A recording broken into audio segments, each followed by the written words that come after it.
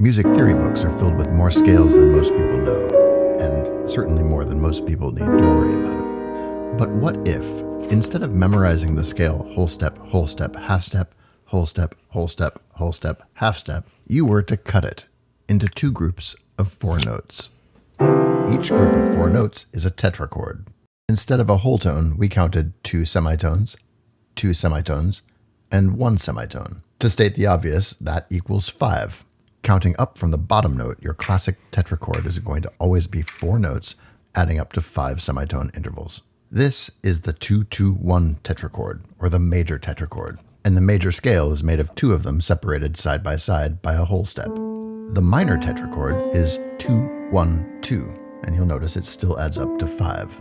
The upper minor tetrachord is 1-2-2, still adds up to 5. But the fun begins when you start to mix and match. For example, let's combine the minor tetrachord with the major tetrachord. That scale is called the melodic minor. You can start redistributing the tetrachords. Take one from here and put it here, and you end up with 1-3-1. The harmonic tetrachord. Minor on the bottom, harmonic on the top gives you the harmonic minor scale. Not only can you come up with all sorts of interesting scales this way, but each one of them has 7 of their own modes. Here's the 5th mode of the harmonic minor. It's also called the Phrygian dominant. It's really useful over a dominant chord with a flatted 9. But you don't need to remember the name. It's 1-3-1, 1-2-2, and it hits all of the critical chord tones, along with some interesting colors along the way.